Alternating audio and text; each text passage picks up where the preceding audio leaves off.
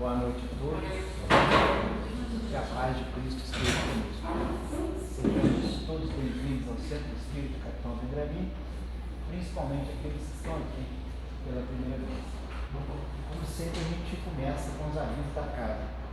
Nossas reuniões públicas com palestras presenciais, elas sempre acontecem aos domingos, às 19 horas, como também vão lá, através do nosso canal do YouTube, que se chama Centro Espírita Capitão Vendramin, no mesmo dia ou no mais tardar, na segunda-feira. Mas é sempre bom a gente destacar a importância da gente estar aqui presencialmente, mesmo que a palestra ao ar, que ela fique lá no YouTube, estar aqui presencialmente é muito importante, porque enquanto a palestra está sendo dada, enquanto a gente está aqui, o passe também está sendo coletivo para a gente, né? Além do passe ali dentro. Durante aqui a nossa palestra pública, lá embaixo também está acontecendo a evangelização infantil. Enquanto os pais estão aqui, os filhos estão ali embaixo sendo evangelizados. Nós temos nas terças-feiras, às 19 horas, a evangelização no lar, que acontece online no nosso canal do YouTube. Então, toda terça-feira, às 19 horas. Nossa casa também oferece o estudo dirigido online do Pentateuco Kardeciano. Nós temos o estudo do Livro dos Espíritos, que acontece na segunda-feira, de 8 horas da noite até as 21 horas, e o estudo do Livro do Céu e Inferno, que acontece na quarta-feira, de 20 horas até as 21 horas. A casa também tem parte de cura espiritual, acontece sempre às quartas-feiras, às 18h30. É necessário, para quem quiser fazer esse tratamento, que não é só tomar um passe, é um tratamento de cura, quem quiser tem que fazer uma entrevista, um atendimento fraterno, que pode ser feito na quarta-feira antes, né, de 18h30, ou no próprio domingo, antes aqui da palestra. Na recepção nós temos livros novos usados, artesanatos, pedido de qualquer livro que não tenhamos aqui, é só pedir, a gente faz o pedido. Atendimento fraterno também temos, só marcar de recepção. Nosso bazar funciona terça e quinta-feira, de 13 até as 15 horas. E nós aceitamos doações de roupas, móveis, tecidos em geral. A instituição de amparo Arca de Noé, que representa o braço da caridade do Centro Espírita Capitão Vendramin, atende gestantes e crianças de 0 até 6 anos de idade. Ajude-nos a ajudar, doando roupinhas de enxoval de jovem gestante e qualquer outra maior informação para as situações, também procurar a recepção. Se alguém tiver interesse em fazer sapatinho, casaquinho, manta, qualquer coisa de crochê ou de tricô, também conversa na recepção. Quem quiser se tornar também um contribuinte, colaborando com a instituição de amparo Arca de Noé, ou com as despesas da Casa Espírita, quiser fazer um carnezinho, também procurar informação na recepção. A pomada não tem mais nome. A pomada para você acabou. Eu não sei se acabou. Acho que acabou comigo. Bom, o nosso evento do dia 20 de agosto. Vamos passar aqui para todo mundo ver.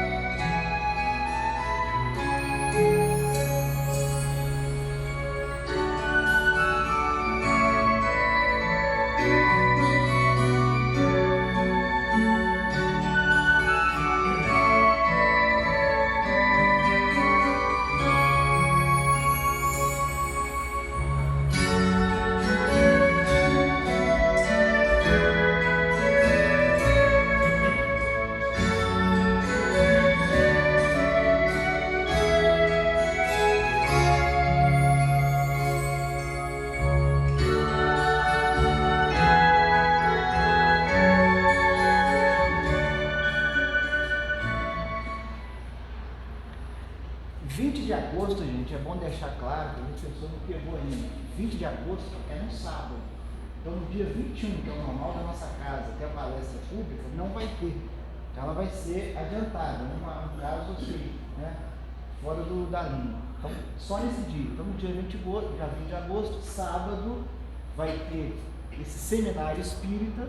A gente começa às 3h30 com o Kalash fazendo a abertura, às 4h, uma mini palestra. Mini palestra porque não é uma palestra de 50, 60 minutos. Vão ser palestras em torno de 30 minutos. Então a gente tem o nosso convidado, que é o Janeiro dos Santos Filho, Araguari, que já teve várias vezes aqui na nossa casa, e vai falar sobre a tempestade acalmada. Às 16h40, segunda mini palestra, com Vanderlei Toffel, já teve aqui no ano passado, em dezembro, lá de São Paulo, vai falar sobre a parábola do semeador.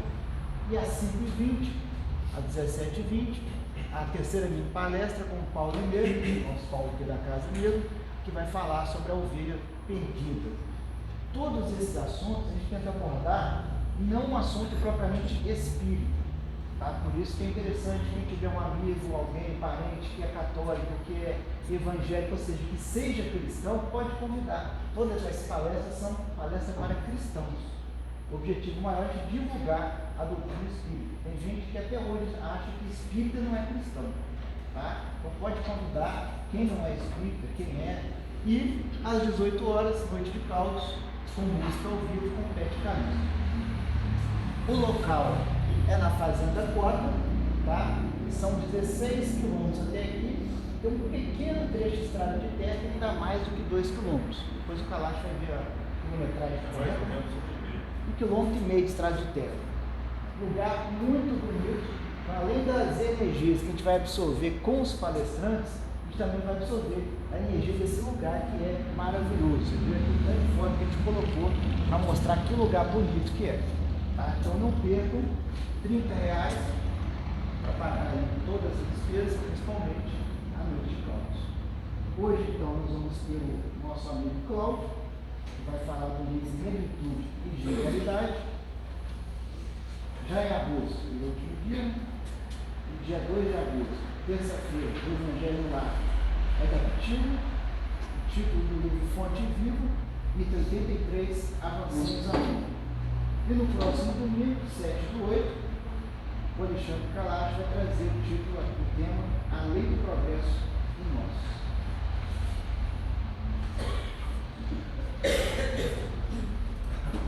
O Cláudio está empolgado. Vamos fazer a oração para o Cláudio poder começar com isso. Vamos elevar nossos pensamentos e os nossos sentimentos em prece.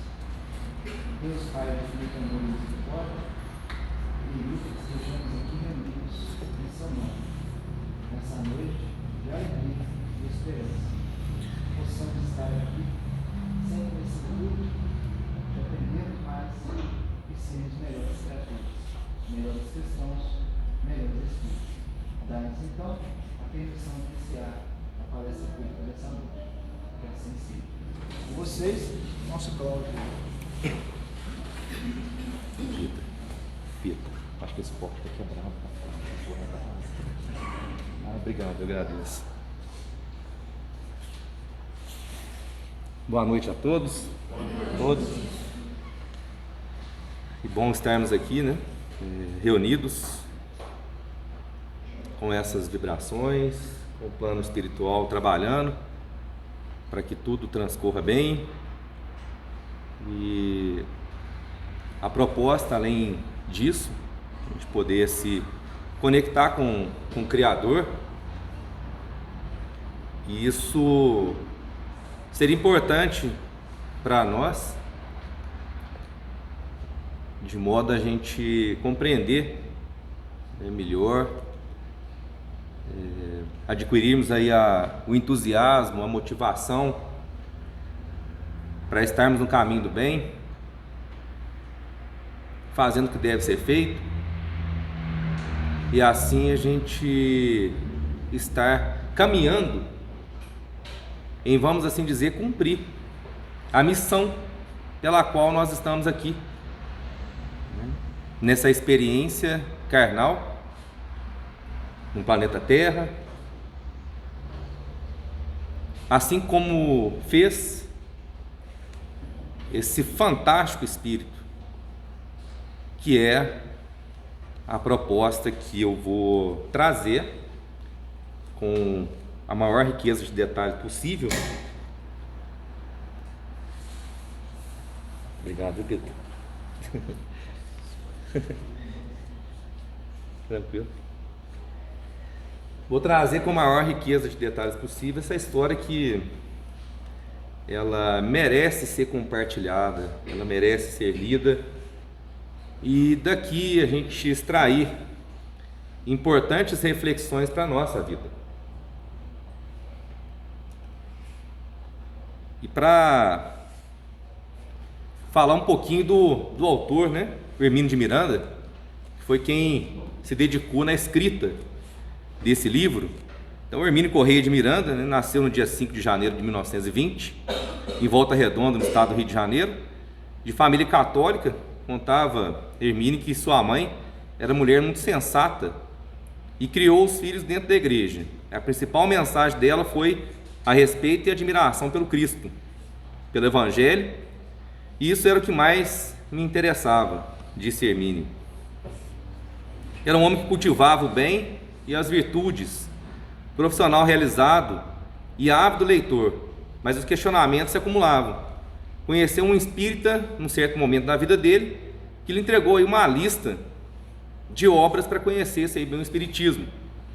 Na relação, além das obras de Allan Kardec, constava aí de Leon Denis, Gabriel Delane, Gustave Gelei.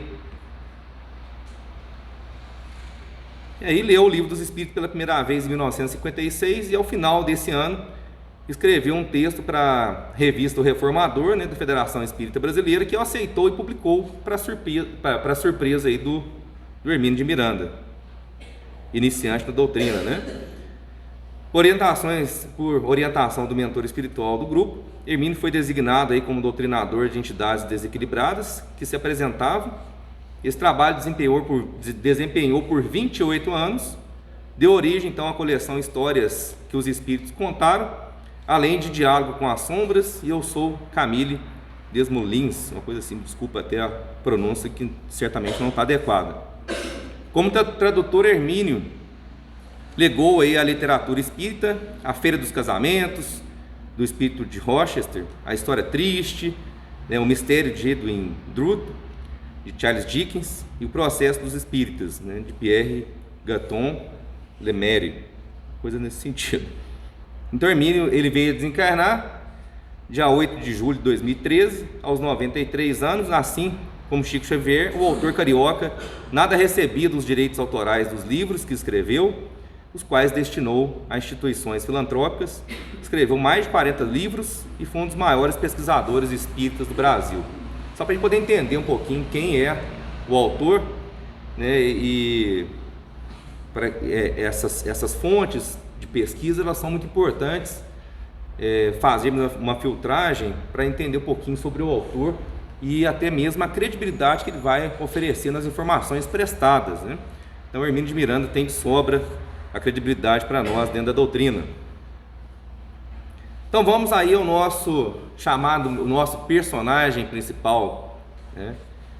George Washington Carver. Quem que foi ele? Quem foi esse espírito que teve por aqui no planeta? O que ele fez? O que ele representou? O que ele representa? De modo que o Hermínio de Miranda quis dedicar um livro para poder contar a sua história. Então, em relação à sua infância e adolescência, para que a gente possa se situar, porque a sua história está aí, está inserida, né, na história dos Estados Unidos. Não dá interferência. Está inserida aí na história dos Estados Unidos, né? Os Estados Unidos aí teve a sua independência da Inglaterra por volta de 1776 e foi se passando o tempo, criou o seu governo central, alguns estados foram agregando-se a esse governo central, mas com as suas particularidades, né? Teve aí a Inglaterra, né, na questão da América, dominando mais o norte da América, Espanha e França mais ao sul, mas a França com uma certa dominação do norte do Canadá, onde até um dos personagens teve a conquistar uma terra ao norte, né, em nome aí do rei Luís XIV, até que denominou a terra de Louisiana. Depois isso aí passou e chegou para os Estados Unidos. Ele adquiriu da Espanha por um preço até razoável, onde dobrou aí o tamanho dos Estados Unidos. E assim você teve aí os estados do sul e os estados do norte. Os estados do sul, dos Estados Unidos, altamente escravocrata, né? Sua economia praticamente baseada na monocultura do algodão, né? E inserido nisso aí, muito sofrimento, muita opressão em torno dessas pessoas, dos negros que vieram escravizados, né? Situações de muita violência, né? De muita necessidade, de muito sofrimento. O norte nem tanto.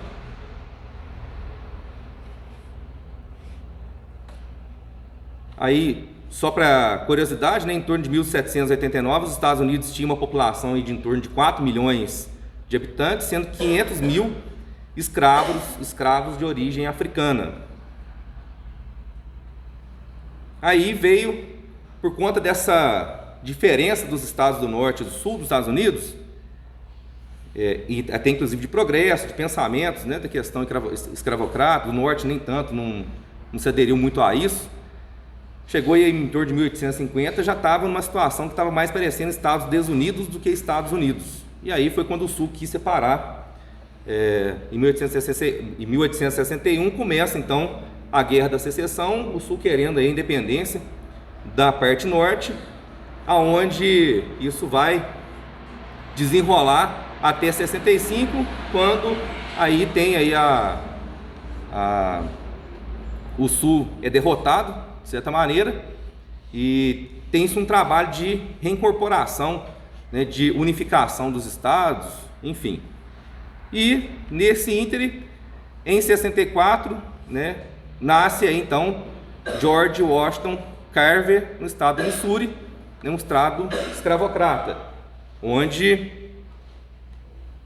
nós temos aí uma fazenda no estado do Missouri, uma pequena propriedade rural, onde tinham aí o senhor Moses e a senhora Susan Carver. Então, a Mary, mãe do George, que era o segundo filho, tinha o primeiro, de nome de Jim, né, que residiam ali naquela fazenda, e os Carver, né, o seu Moses e a senhora Susan, eram pessoas diferentes dos proprietários de terras à época. Ele não admitia nenhum tipo de agressão, nenhum tipo de dominação, nenhum tipo de excessos com as pessoas, né? Com animais. Então eram pessoas muito boas, né? Sensatas e, de certa maneira, justas até para a época. E num certo momento, alguns assaltantes invadiram repentinamente a fazenda dos Carver, onde ele chegou e conseguiu rapidamente pegar o Jim, né, e correr, e falou para a Mary: corre, sai daí. Mas ela não conseguiu sair. Eles a levaram juntamente com o George.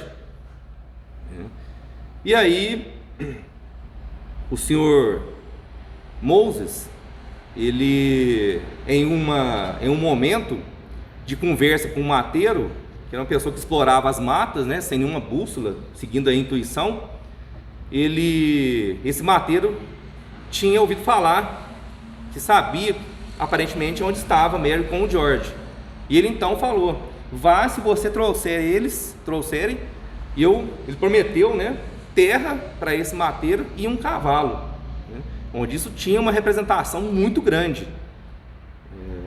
Para a época, então, nem se fala, mostrando aí uma iniciativa muito interessante, muito saudável por parte dele, né, desse desejo de resgatá-la, né, para poder preservá-la, onde ele conseguiu achar o George e a Mary não, né, e nessa relação, até no livro coloca que em decorrência dele trazer o George, né, de maneira muito sensata, ele acabou dando um cavalo. Então o George foi trocado, de certa maneira, por um cavalo, por ter sido resgatado.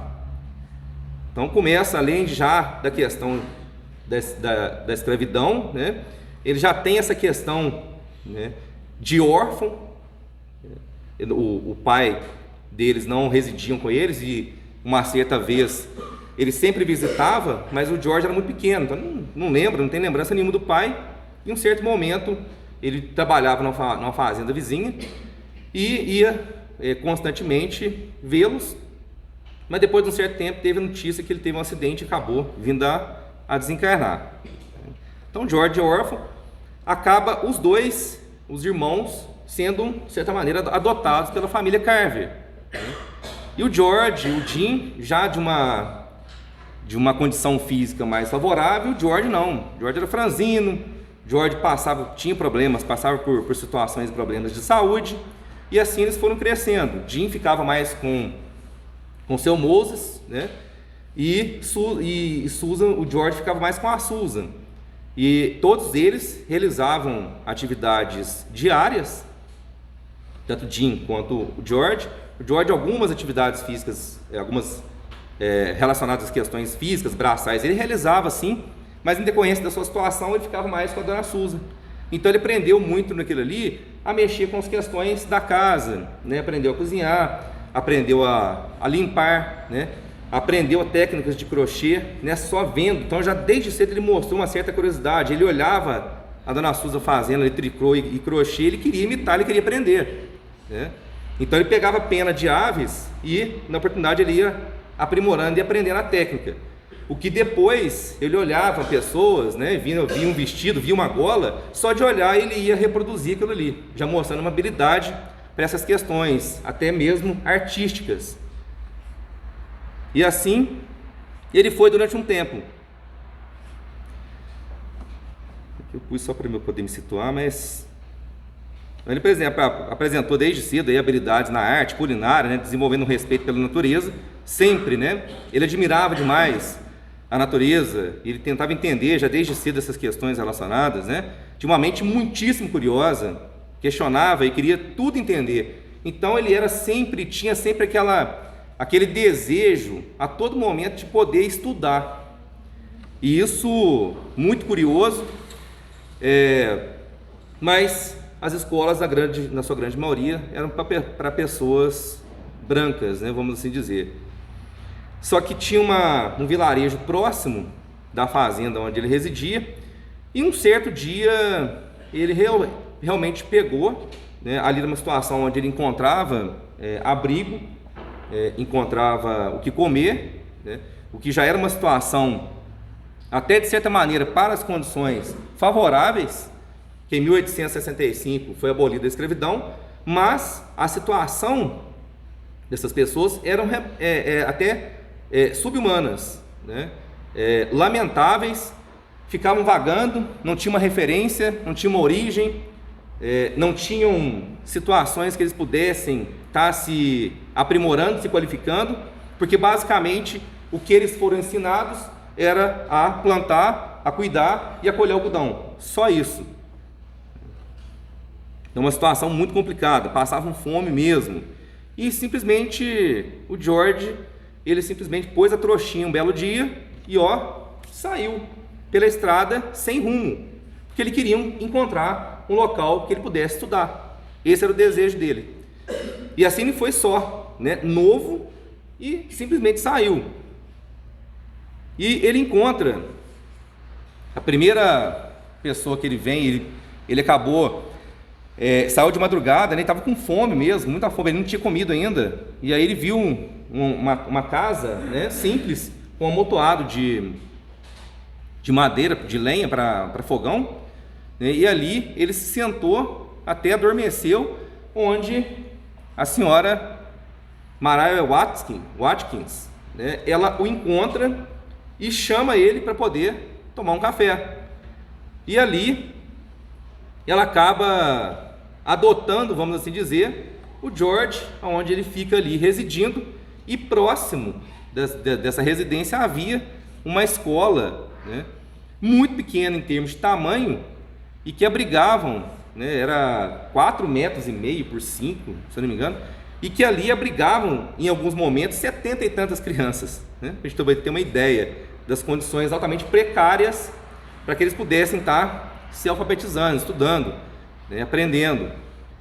E onde o George frequentava essa escola e, ao mesmo tempo, ele tinha suas responsabilidades em relação à casa. Ele trabalhava também. Ali ele aprendeu muito bem a arte ali de lavar, né? Porque a senhora Watkins, eles passavam por necessidades, mas a limpeza ela era impecável, tanto da casa quanto das roupas, né? As poucas roupas que eles tinham para poder vestir.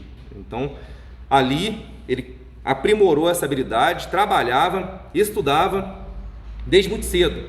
E também sobrava, o tempinho que sobrava, né, ele pegava e fazia ali uns trabalhinhos para os vizinhos para poder juntar ali um pouquinho de dinheiro dele. E as Sarowatsky também levavam ele num culto aonde também o pastor não tinha uma instrução de leitura, mas os sermões agradavam, né, ao George, aonde depois de um certo tempo também, uma questão interessante do George, uma visão já dele, né, da época, né, ele foi uma pessoa sempre de adoração a Deus, né, e ele tinha um pensamento onde ele entendia que Deus não estava numa igreja só. A gente poderia conversar com Deus aonde estivéssemos. Até ele mesmo falava. Ele gostava de acordar às vezes 4 horas da manhã, porque ali naquele silêncio ele conseguia escutar mais o que Deus queria dizer para ele. Então, já mostrando uma mente diferenciada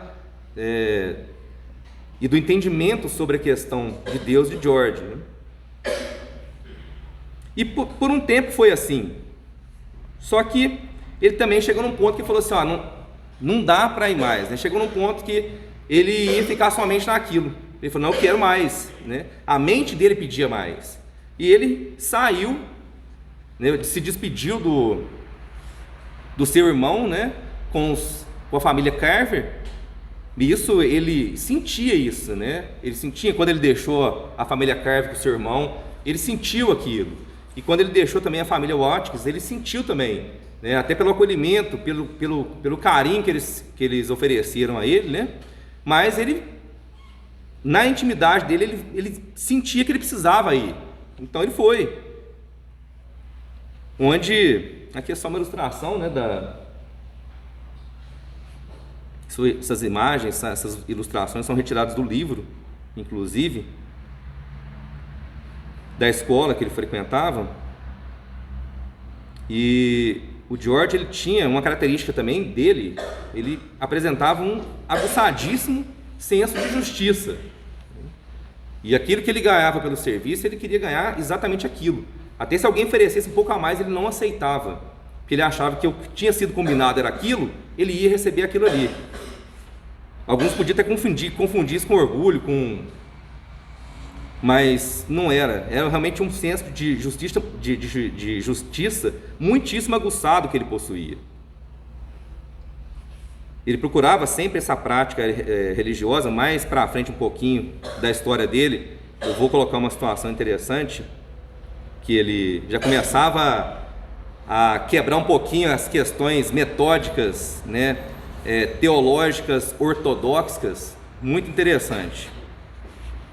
E ele ganhou uma Bíblia da senhora Watkins, depois ele ficava lendo, ele lia muito a Bíblia, e ali George foi, né, procurando aí seu caminho, e passando muita necessidade, mas muita necessidade ainda, né? O que ele ganhava era muito pouco, ele acabava fazendo serviços para poder estudar um pouquinho, depois ele tinha que voltar a trabalhar para poder conseguir aí a estudar mais um pouco.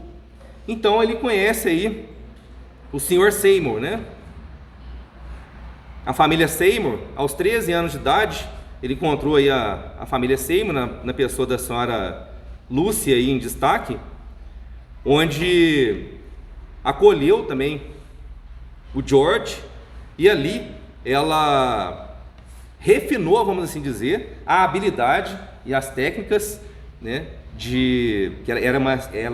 a senhora Seymour era uma excelente lavadeira, e assim ela apresentou e fez o George aprimorar aí as suas técnicas relacionadas. Num certo momento, o George se muda com a família Seymour para Minneapolis, né, no estado do Kansas. Lá ele encontra um local, né, em estado precário, já mostrando aí a sua veia empreendedora, onde ele tinha essa habilidade, precisava ganhar dinheiro, então ele encontrou um local lá meio abandonado e ofereceu para poder comprar aquilo lá, mas podia pagar, se não me engano, em torno de $5 por mês, né? E aonde ele tinha uma preocupação, eles fizeram um contrato com o proprietário, e ele ficou já preocupado, ele tinha uma questão de compromisso e responsabilidade muito grande. Ele falou que às vezes ele não conseguiria pagar os $5 naquele mês, e o proprietário falou: quando você não conseguir pagar esses $5, você paga no mês seguinte, não tem problema. E aí ele começou, né, ele montou a sua lavanderia com lata para ferver água, né, a tábua de esfregar, de passar, o sabão anil e o ferro de engomar. E ali ele começou o seu negocinho e ia fazendo seus trabalhos. Mas aquela região ela desenvolveu muito rapidamente. Foi quando o proprietário voltou e queria o local de volta, né? Ele falou assim: mas não foi isso que nós combinamos, né? Aí ele já viu que, já percebeu que lá incomodou um pouco ele acabou, no final das contas, entregando o ponto, já passou para um local mais distante, onde ele tinha mais dificuldade de pegar os trabalhos, e quando pegava ele tinha mais dificuldade de levar até o local onde ele conseguiu para poder lavar as roupas. E aí ele, depois de um tempo, ele parou e começou a fazer outros trabalhos vários, né? Aí vem uma fase da juventude e mocidade do George. Foi quando ele resolveu, e acabou que ele era somente chamado George. Só que ele tinha que, entrando na escola, ele tinha que ter um sobrenome, né? Aí foi quando ele colocou George, né, dos Carver. E aí depois, mais adiante, tinha já um George Carver. Aí, como é que você vai se chamar? Você tem que ter uma diferença. Então George W. Carver. Mas o que é o W? Aí ele pensou e falou Washington. Aí virou o George Washington Carver. E aí ele vem, o seu sempre anseio pelo estudo o leva, né, para Highland, para que ele pudesse se inscrever na universidade, onde ele não foi aceito pela sua cor de pele. Aquilo dá um impacto, né, muito grande no George, mas não faz desanimá-lo. E assim ele segue o caminho, começa a trabalhar em vários locais, até que ele teve notícia que se ficasse durante 5 anos no grande deserto americano, no estado do Kansas, né, a pessoa ganharia terra. E aí ele acabou falando: não tem nada a perder, ele foi. E acabou que era um ambiente extremamente hostil mesmo, as questões naturais daquele ambiente, né? Foi quando que ele falou: não, isso não está sendo para mim não. Ele tinha uma relação com a natureza muito boa, uma afinidade muito grande pelas questões da natureza, onde ele gostava muito de sair, né, e ele era muito observador e questionador, então ele gostava de sair para poder verificar as coisas e tentar achar a explicação para aquilo tudo ali, né? As questões das variações durante as estações do ano, ele questionava muito aquilo ali, e ele queria entender muito sobre isso, e até mesmo as questões muito voltadas para as plantas. Ele tinha uma afeição muito grande, né, por esse entendimento. Até mais adiante, depois que ele volta do deserto, ele trabalha em vários locais, em vários tipos de serviços.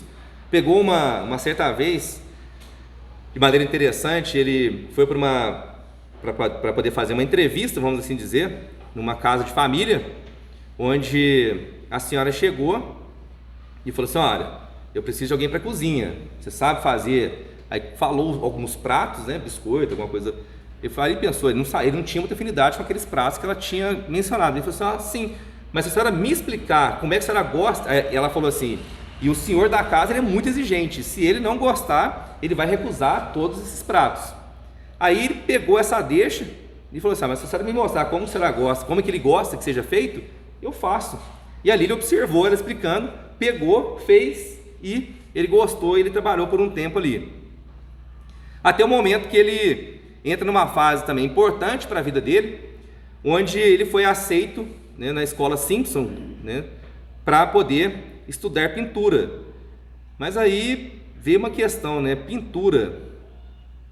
Será que ele conseguiria sobreviver? Como que o que? E o George sempre tinha na mente dele também que ele queria pintar, né?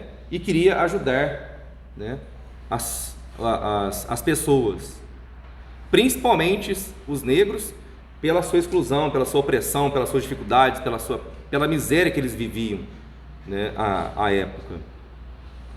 E chegou e falou assim: é o que eu tenho para agora.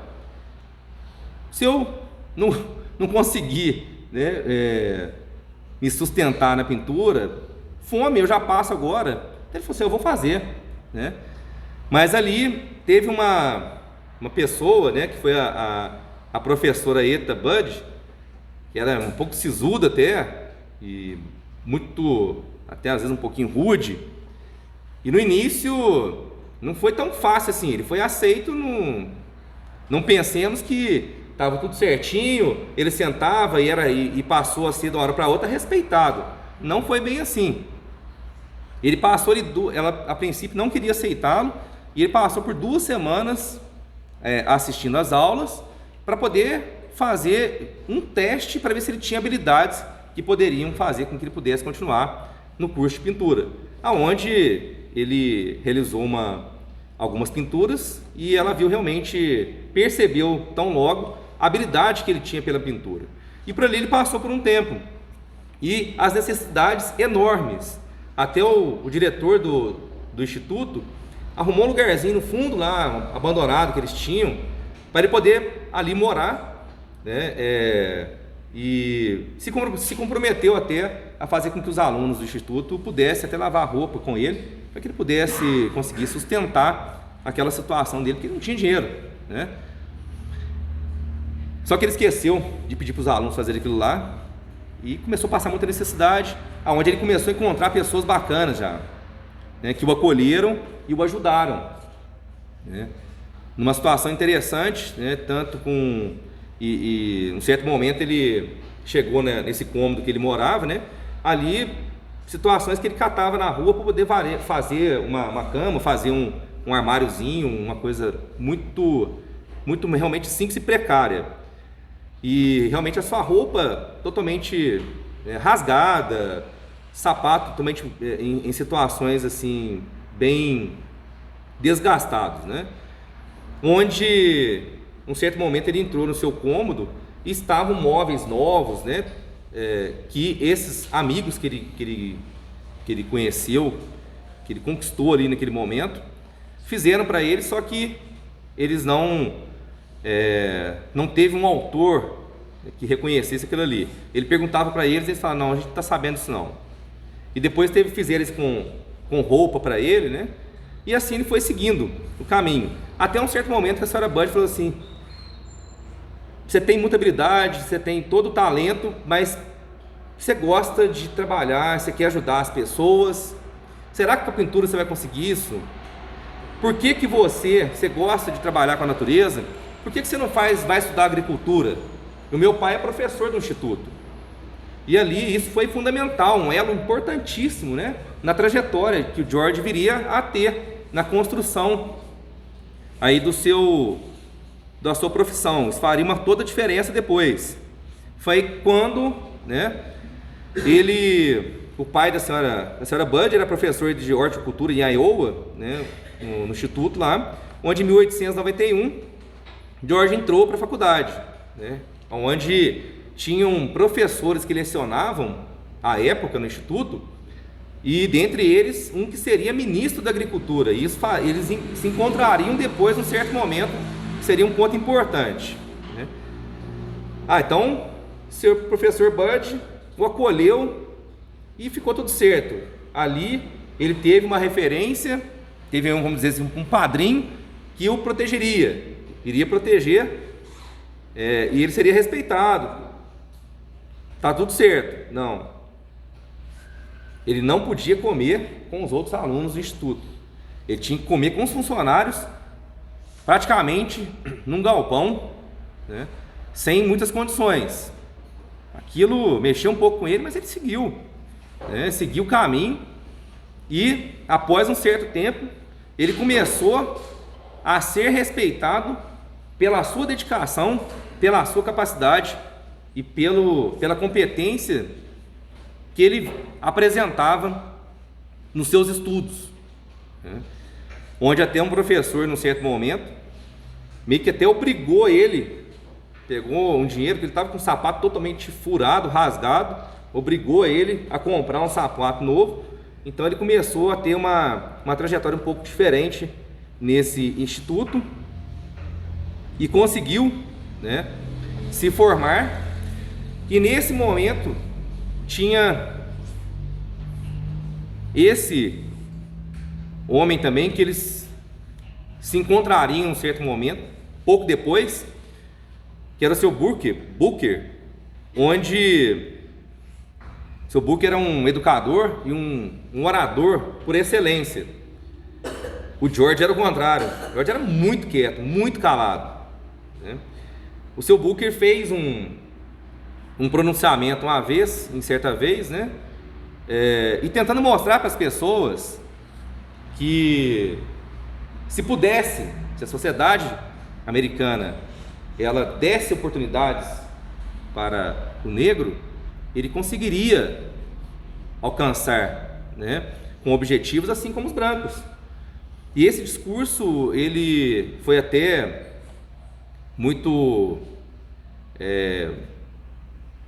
aplaudido, foi realmente aclamado por alguns órgãos de comunicação à época, e que o George teve acesso a esse discurso do Booker, e o seu grande desejo de ajudar as pessoas, falou assim: opa, esse é uma pessoa que eu gostaria de estar trabalhando junto, né? Mas ele se formou, eles vão se encontrar um pouquinho depois. Ele se formou e fez um processo de seleção para o instituto que ele formou, né? E foi nomeado aí como botânico assistente na estação experimental da faculdade que ele viera a cursar, né? E logo depois ele recebeu aí, em 1895, foi trabalhar no Instituto de Agricultura, né, no Mississippi, e pouco tempo depois ele conseguiu ali ingressar no instituto que o Booker criou, né, e que ele tinha uma finalidade muito grande de as pessoas negras poderem estudar, né, e um estudo com qualidade. Então ele batalhou durante 30 e tantos anos. Esse instituto ele até existe até hoje, Tuskegee, e ali George ingressou com um salário de $1.500 por ano, $1.500. Ele aceitou.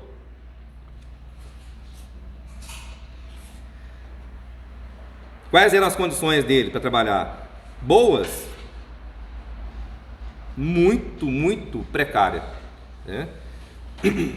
Ele tinha no início 13 alunos, e ele começou a se perguntar, né, mas por que tem tanto pouco aluno assim?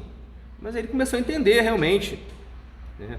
Olha a história, né, de vida das pessoas negras nos Estados Unidos à época. Eles não queriam fazer agricultura. Para que eles iam fazer isso? Eles queriam estudar outras disciplinas, outras matérias, para que eles pudessem ser mais respeitados e não ficar nas mesmas condições de vida dos seus antepassados. Era muito compreensível, mas o George falou: não, mas eu tenho que dar um outro olhar sobre isso.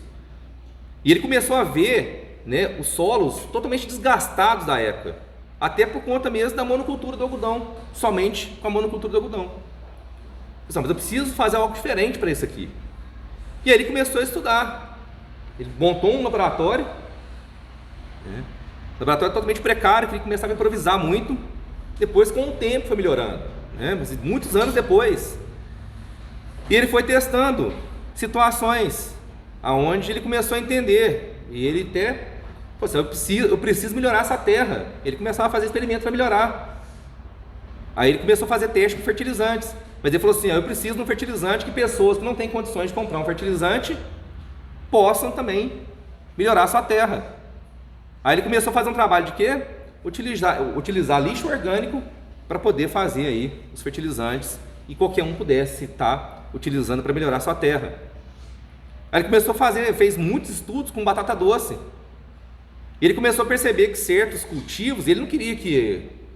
né? E ele pensou no seguinte, o estado do sul, praticamente a economia, ela gira no algodão. Se acontecer alguma coisa com o algodão, os estados do sul vão quebrar. Né? Então eu preciso fazer algo diferente, eu preciso trabalhar outras alternativas.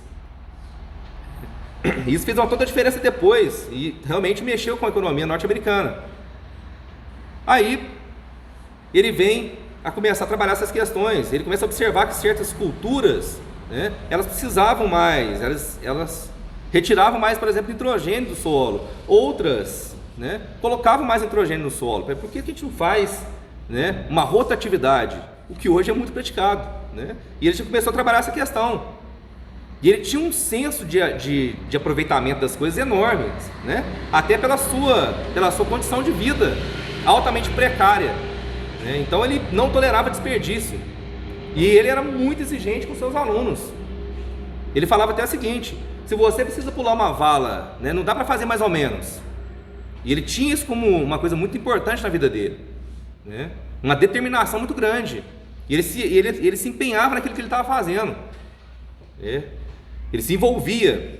E ele falava: se você vai pular uma vala de 2 metros, se você pular 1,80 m, você vai cair dentro da vala. Então não adianta pular mais ou menos. Você vai ter que pular pelo menos os 2 metros para que você não caia na vala. Então ele tinha essa filosofia e ele exigia muito isso dos seus alunos. Mas mesmo com essa exigência, né, ele foi mostrando com o tempo, ele foi conquistando, né, alunos. E até mesmo ele fazia um trabalho voluntário interessante, que é essa questão da religiosidade. Ele fazia um trabalho voluntário, onde ele começava a fazer estudos da Bíblia, né? Não pelo método teológico ortodoxo que havia, até porque inclusive tinha uma disciplina de religião lá na época, e ele começou com poucas pessoas ali, e o método, a maneira como ele estava explicando as questões da Bíblia, foi agregando mais pessoas com o tempo, mais alunos. E depois de um tempo até professores assistiam nesse momento, né? E tinha essa questão e essa ligação, né, com Deus muito forte, e essa abertura de mente já muito expressiva, né? E até o professor da disciplina, né, foi reclamar com o diretor. Ele falou assim: é um trabalho voluntário, e se estão indo pessoas lá voluntariamente, deixa acontecer, segue teu caminho que ele segue o dele. E durante anos ele fez isso, né? Então assim ele começou a trabalhar, né? Ele pegava assim a sua maletinha, George pegava a sua maleta, muitas das vezes, e saía em alguns locais, onde ele pudesse fazer orientações, né? Por exemplo, incentivar o cultivo de hortaliças, né? nas residências, nos locais. E ele ficava muito triste às vezes de ver as condições precárias das casas, né? Não só do solo, mas das casas também. E ele falou assim: uma pintura aqui que a pessoa tenha que seja acessível, né? Uma pintura nessas casas vai dar até mais alegria para essas pessoas. Ele tinha essa preocupação. Aí nas suas madrugadas, né? Aí naquela questão do nascer do sol, o sol, né, aparecendo ali, ele começou a observar as questões de variações de cores da terra. E aí ele percebeu a questão da argila. E ele fez extrações de argila. Ele obteve 27 corantes diferentes, 20 e tantos corantes diferentes. Dentre eles, numa terra vermelha que ele fez estudos, ele obteve o azul índigo, né, que posteriormente viria, né, até hoje utilizado em muitas situações, até mesmo industriais, né, e ele veio a fazer essas obtenções, trabalhou com corantes, né. Mais adiante no slide eu coloco algumas. Ele fez várias situações e acessíveis, né, e até se coloca muito que ele poderia, se eu falar um pouquinho adiante, ele poderia, com uma dessas suas descobertas, ele poderia ficar milionário. E ele teve várias e várias propostas para ganhar muito mais. Só que ele tinha na intimidade dele que se ele fizesse isso, ele estaria saindo do seu objetivo. que era ajudar as pessoas. Inclusive ele pintava paralelamente a isso. Ele teve reconhecimento em galerias de arte de algumas obras que ele pintou, né? Então ele teve a oportunidade de ficar milionário, mas ele não quis. Foi uma opção dele. E assim George acreditava, né? Ele começou a realmente, né? E ele entendia, e para ele era muito convicto que as pessoas seriam transformadas pela educação. Ele acreditava sinceramente nisso, né? Então ele sentia as necessidades das pessoas, entendendo que as suas condições de vida, elas se resumiam, né, na liberdade de continuar passando fome e aprisionados na ignorância e na humilhação, que é o que acontecia na época. A abolição da escravatura aconteceu nos Estados Unidos em 1865, mas as pessoas estavam perdidas, elas continuavam sendo humilhadas, continuavam passando fome. Eles tinham que andar do lado de fora da sarjeta, eles não podiam andar na calçada. Quando um branco se dirigia a eles, eles tinham que ficar de cabeça baixa. Se tivesse um chapéu, tinham que tirar. E tinha que falar senhor, senhora, sim senhor, sim senhora. E o negro não poderia ser chamado de senhor e senhora para que não se desse importância a eles. Então isso aqui foi uma fala dele muito importante, que as condições de vida dele estavam assim, e ele queria transformar isso. Ele queria dar mais dignidade a essas pessoas. Ser negro no norte era difícil, mas no sul era pior ainda, né?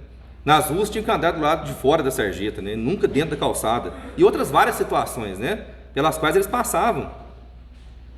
Então o professor Carver, em um momento também, ele criou a fazenda, a estação experimental no Instituto, né, onde ele dedicaria pela conservação do solo, diversificação das culturas, estima a produção de hortaliças junto às casas de família e pela busca de novas utilizações para produtos agrícolas já conhecidos.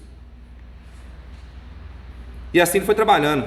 Aí ele, juntamente com Booker, aceitaram o desafio de mostrar, né, que o negro dispunha de potencial intelectual, como qualquer outro ser humano, e só precisava de oportunidades educacionais.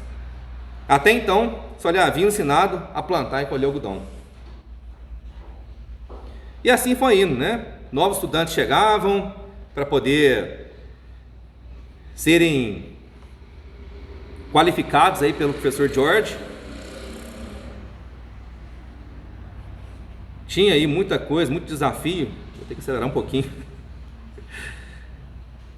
Ele entendia, né, que o aprendizado como um processo, como um projeto coletivo de vida, do qual o professor e alunos participassem ativamente, vencendo dificuldades, debatendo problemas, buscando soluções, como uma só equipe, trabalho coletivo com objetivo único. Todos tinham de empenhar-se, é o que eu falei, ele também era exigente. E aí, as técnicas que dispunham, né, as metodologias educacionais, colocavam à época, né, as questões rebuscadas, muito técnicas, e que ele entendia assim, não, eu não posso ficar colocando essas questões totalmente técnicas para essas pessoas. Nesse momento não vai ter uma utilidade e uma absorção desse conhecimento para eles nesse momento. Então ele modificou o método de ensino, né?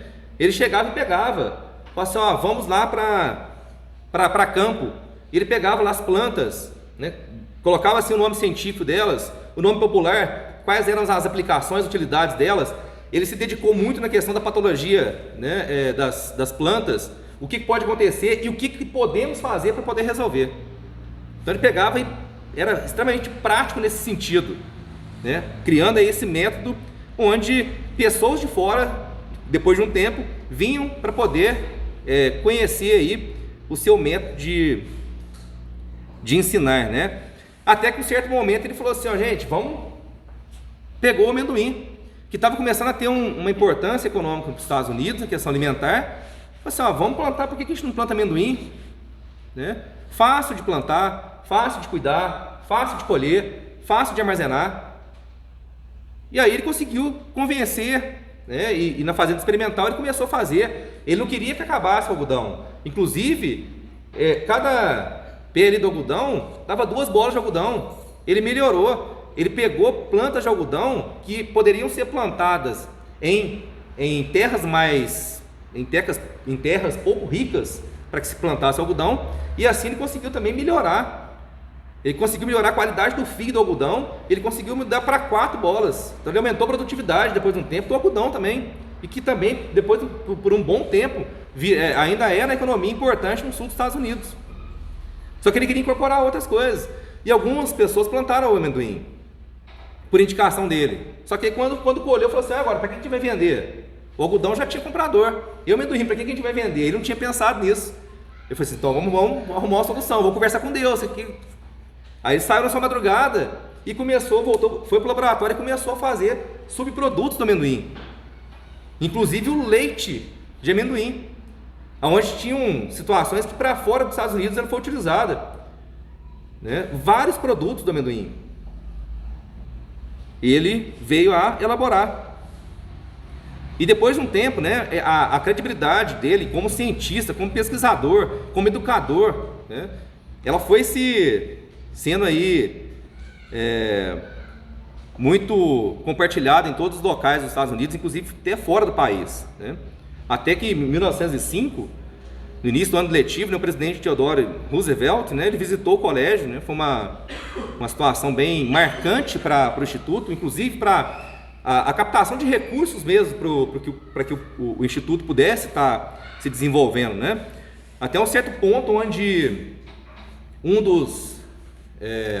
ele passou uma situação onde você tinha os fabricantes, né, os industriais do amendoim, eles se reuniram uma certa época, né, e ficaram sabendo do trabalho que o George fazia com o amendoim, dos subprodutos, e o convidaram para poder explanar, né. Alguns foram contra, né, como é que um negro vai falar de amendoim para nós, né, mas foi voto vencido.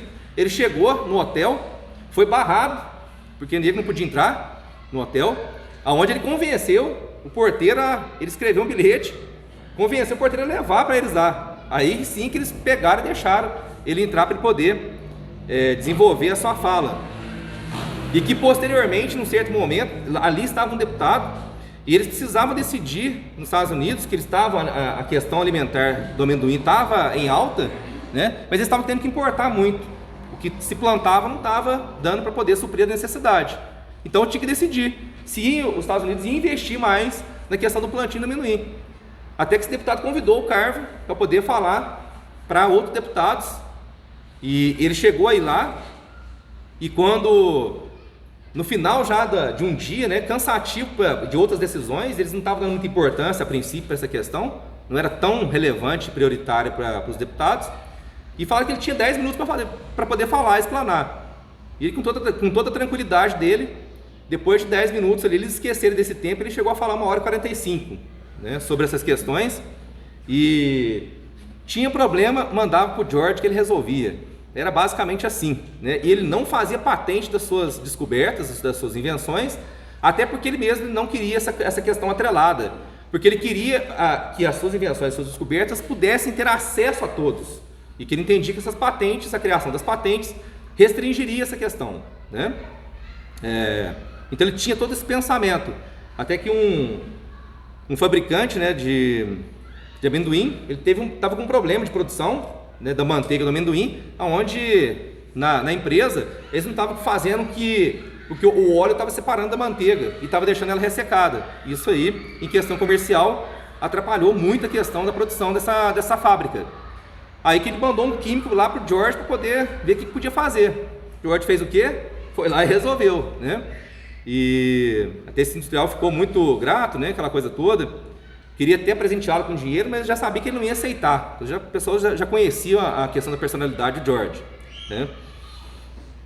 E só um detalhe interessante e muito importante da trajetória dele, na sua precariedade do laboratório, em certo momento, né, ele falava que ele conversava muito com Deus, mostrando a questão da importância até do nosso sono e a importância que a gente tem de fazer a nossa oração ao deitar, né, pedindo a proteção, porque o Espírito vai estar ali. Ele precisava construir uma lixa, fazer uma lixa para poder trabalhar lá no laboratório dele. E ele sonhou com uma pessoa trocando uma roda, e que ele lá foi conversar com essa pessoa no sonho, e que ele explicou detalhadamente como é que ele ia construir essa lixa. No outro dia ele acordou, fez o quê? Resolveu o problema da lixa que ele precisava construir no laboratório dele. E aí vem a questão, né, de maturidade, onde ele trabalhava incansavelmente nessa questão da utilização dos produtos, evitando ao máximo desperdícios, né? Inclusive, e aqui eu listei algumas apenas, mas outras várias descobertas do George estão aí relatadas no livro. Então, algumas delas, ele fez o leite do amendoim, né, o leite do amendoim, da casca do amendoim, por exemplo, fez um papel de excelente qualidade. Da casca da yuca, uma lilácea ornamental também conseguiu fazer papel dela. Ele fez uma espécie de mármore sintético, né, a partir da serragem da madeira, dando aí um produto de qualidade, acessível às pessoas. Do caule do algodão ele fez papel, cordas, tapetes. Da fibra do quiabo ele criou tapete.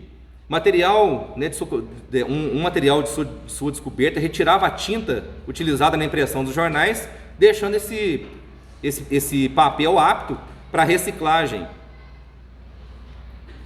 Utilizou aí 28 plantas e obteve exatamente 536 corantes diferentes. Até ele recebeu uma proposta quase que recusável para poder ir para uma indústria que trabalhava com corantes,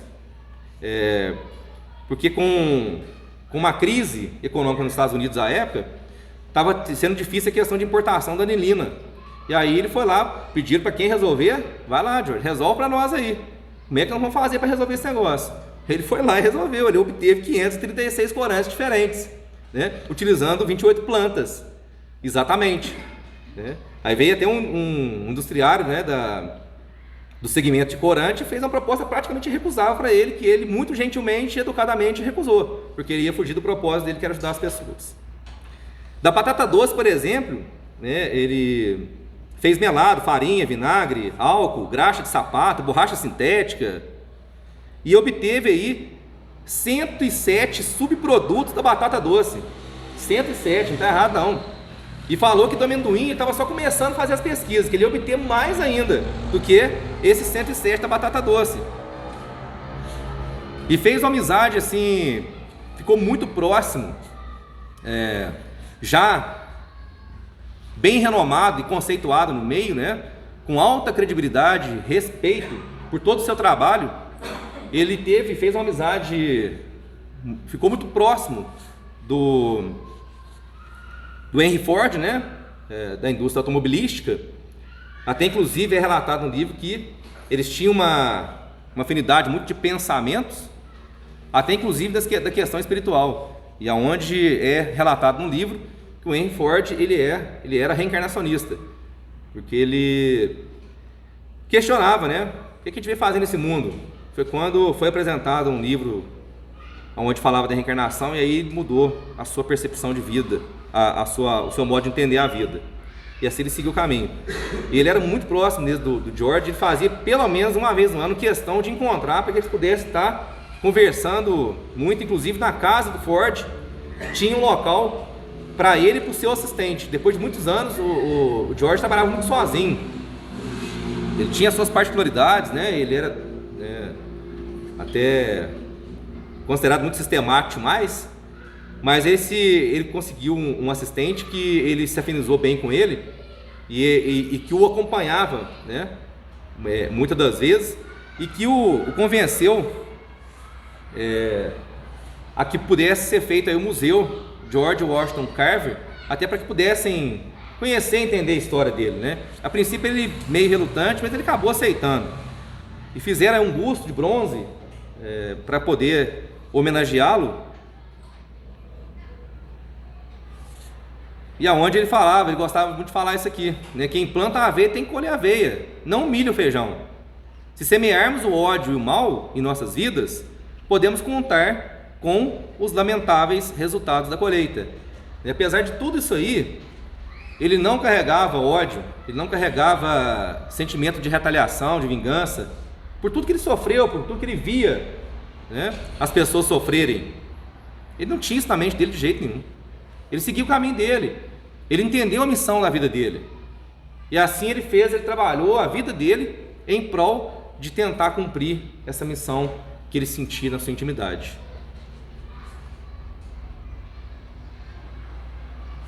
Aí até que em 5 de janeiro de 1943, George Washington Carver veio a desencarnar, né?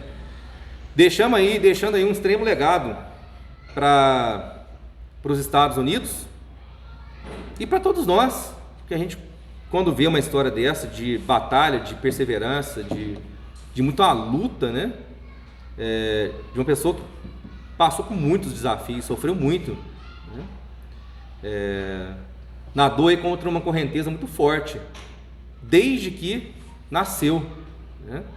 Lá com a sua mãe, dormindo, foi raptado, separado da sua mãe, não conhecia seu pai direito, foi adotado por uma família, mas sentiu na sua intimidade desde novinho que precisava seguir o caminho, né?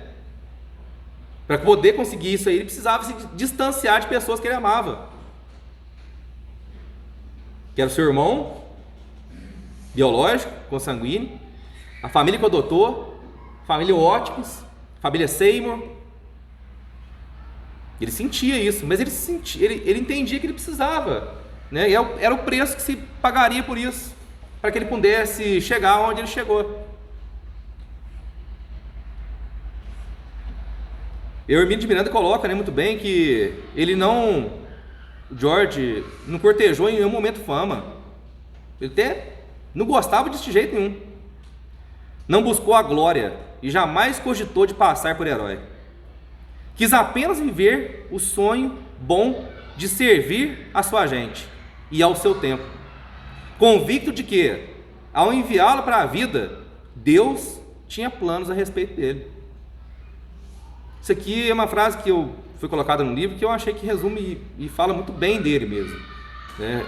Porque o livro, ele até bem escrito, ele coloca muito bem para nós e dá para a gente poder entender bem realmente quem foi George Washington Carver, né?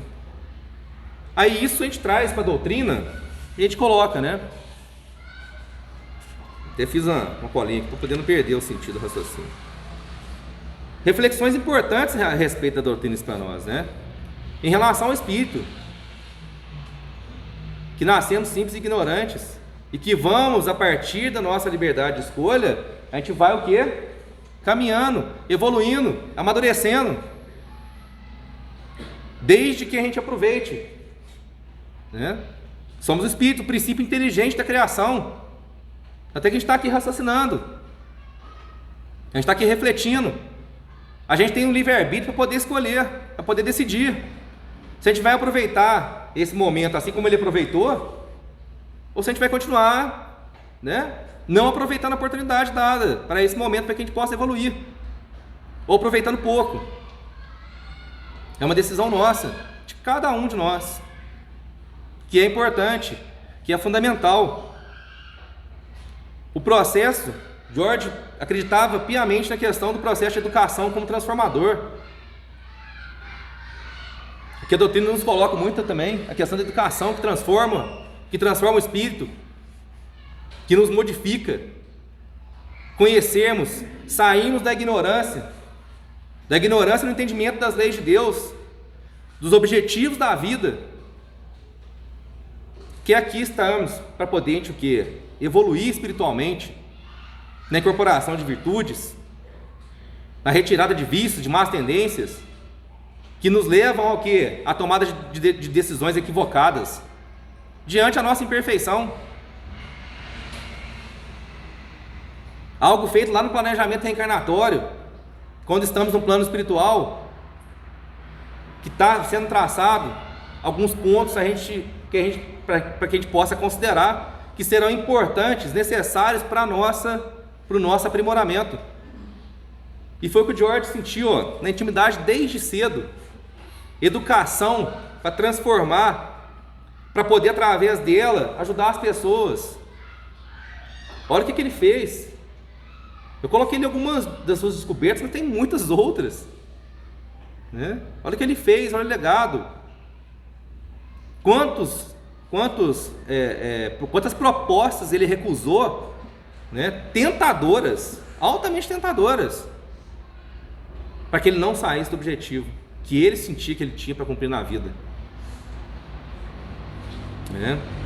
a questão da perseverança, na perseverança no caminho do bem, de fazer a prática do bem, e que a doutrina também nos coloca a todo momento aí no Evangelho segundo o Espiritismo, no Livro dos Espíritos, na Gênese, nas codificações do Kardec. A necessidade aí de a gente entender um pouquinho a questão do que existe um planejamento reencarnatório. Nós não estamos aqui à toa, nós não viemos aqui num momento recreativo, não.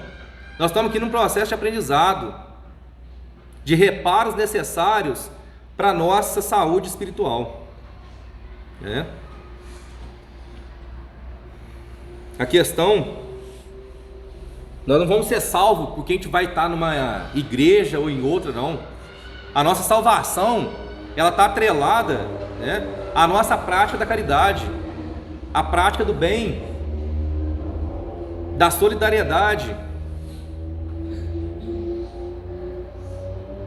E quanto mais ele acreditava nisso, quanto mais a gente compreende, a gente avança cientificamente, mais a gente tem condições de se aproximar de Deus.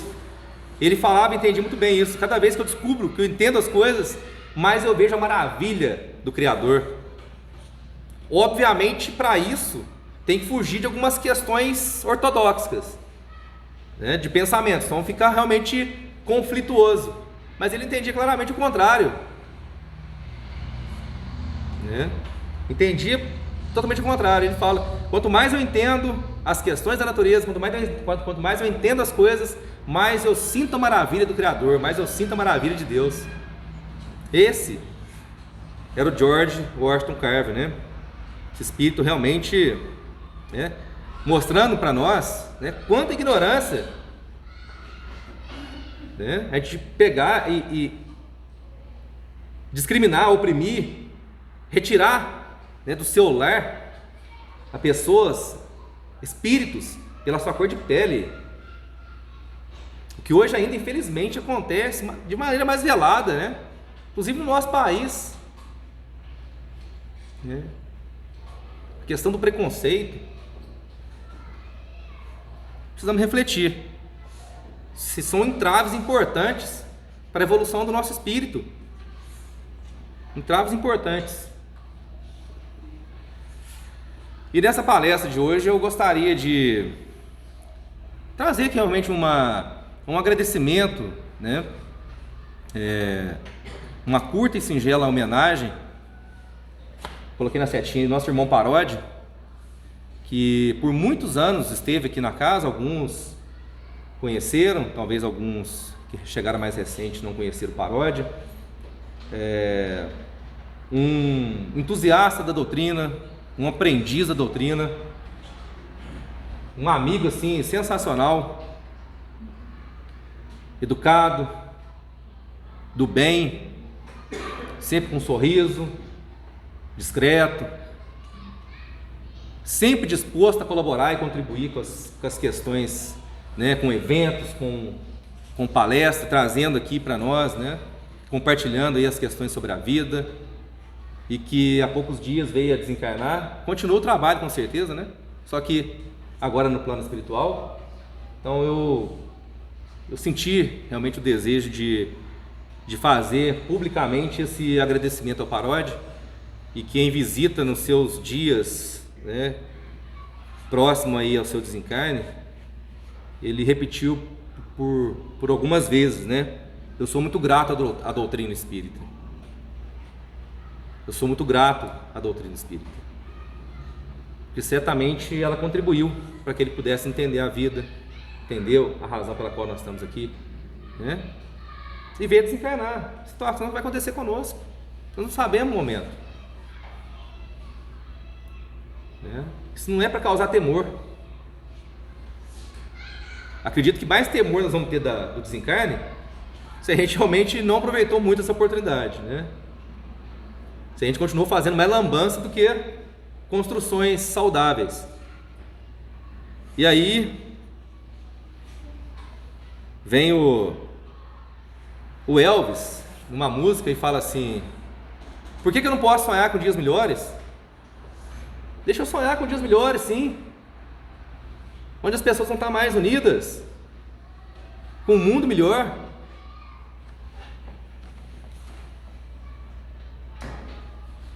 que era o que o George queria também, né? Um mundo mais justo para as pessoas, né? Sem tanto